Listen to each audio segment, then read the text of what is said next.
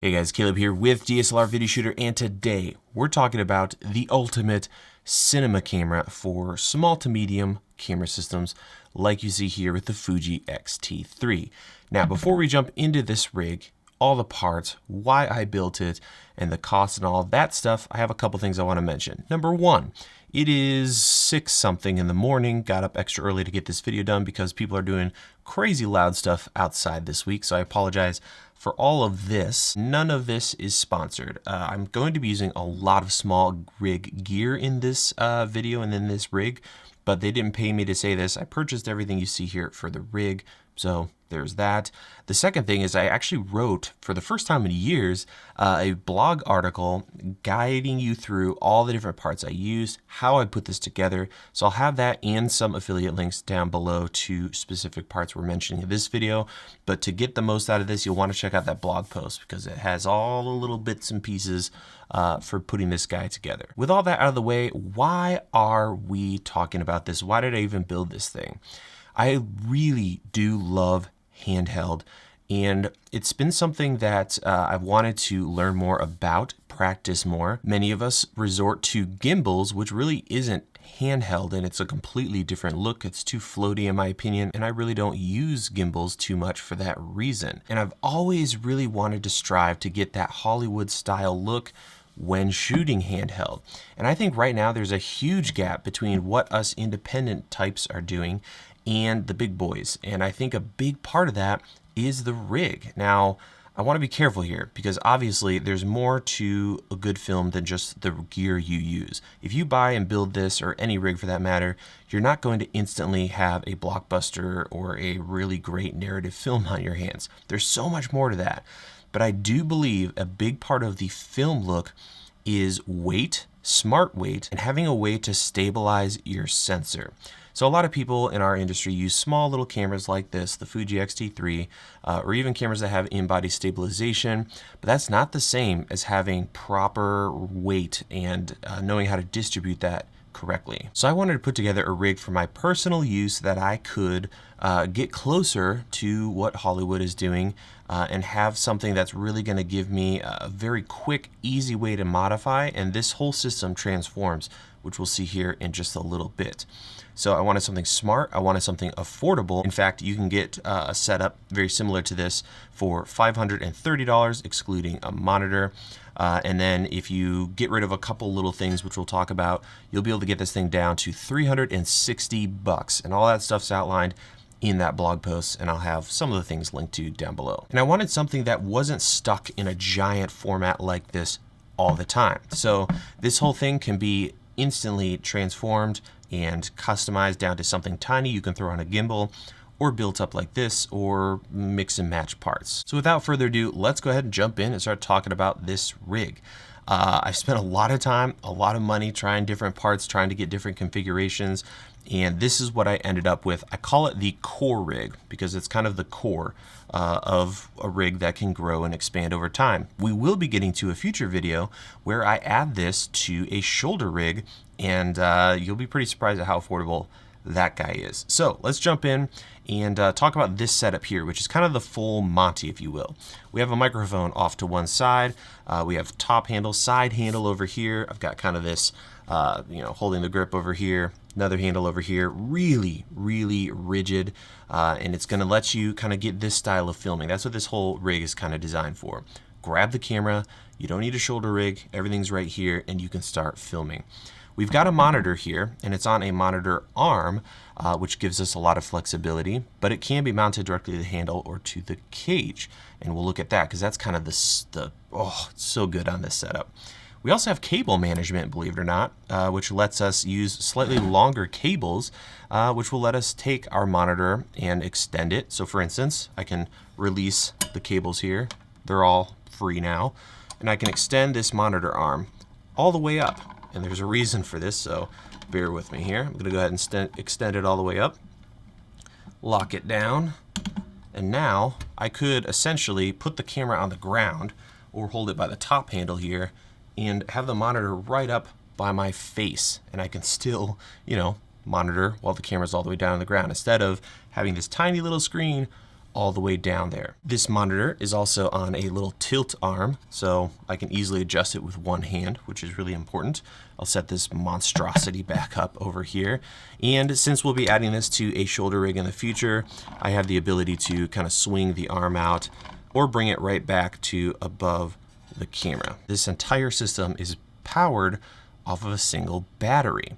So all I have to do to start filming is turn the camera on, which I just did, power up, in this case, the Shinobi monitor, which I think is perfect for a setup like this. And we'll wait because that takes a little bit to start up. Got the camera turned on and Shinobi turned on. That's it. It's all powered off of a single battery, which helps so much with moving fast. So at this point, I have stripped everything down to the individual modules to show you how this all comes together and how you can customize this entire setup, because it was a little noisy having just everything attached. So to start, we've got a camera. In this case, we have the Fuji X-T3. Come on, focus. There we go.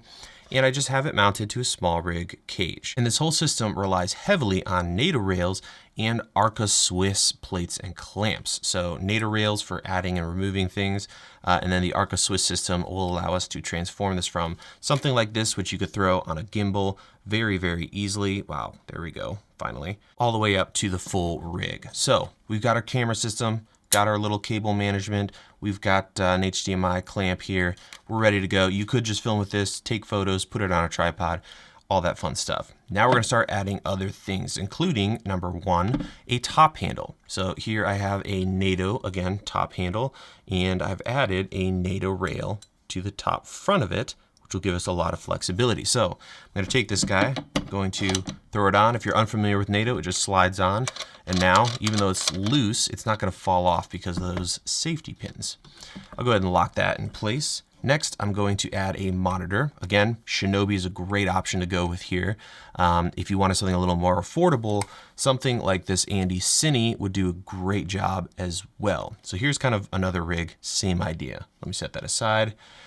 And I'm going to take my monitor and I have it on a Nato clamp. So I can do the same thing I just did with the handle, but this one's got a kind of frictionless or friction system where you don't have to loosen things and tighten things. You just grab the monitor and tilt it and it stays in place. So now I'm going to add that to my top handle, simply sliding it on, using this little red bar to lock it in place. So at this point, we've got a great little camera package here. I can, adjust the monitor depending on my situation, which works great. Sorry about the voice. Again, crazy early in the morning to be filming for me. And if we want to, strip this down a little bit, you could loosen the top handle, remove that, remove the monitor from the top handle, and then we can take our monitor just like that, lock that in place. Sorry about all the noise. And now we have a very stripped down setup, and this would also be a good option. So you're starting to see probably how customizable this whole thing is. So now I'm back to just the camera and the top handle, and I want to add the monitor arm, this friction arm, which, guess what? We got Nato rails and Nato clamps on this guy. There it is. So you can see we can essentially put this in any position and still use our current setup. So the whole idea with this is I don't want to get out an Allen key or a screwdriver at any time. So at this point, I'm going to add the monitor to our monitor arm, just like so. Lock that in place. Again, we can still tilt it because we're using all the same parts. I'll kind of reconfigure this into something a little more manageable, snug it up, and that's kind of a starter setup. You still need 2 batteries for this kind of configuration. So here is a module we'll be building and talking about in that blog post in detail. It's really not that complicated, but essentially we have a Arca Swiss base, so this whole thing will drop down on your tripod, but it also has an Arca Swiss clamp on it. So if I set this down here on this little very noisy table, I'll take our entire rig setup that we've built so far and I'll drop it in place and snug it up via a thumb screw.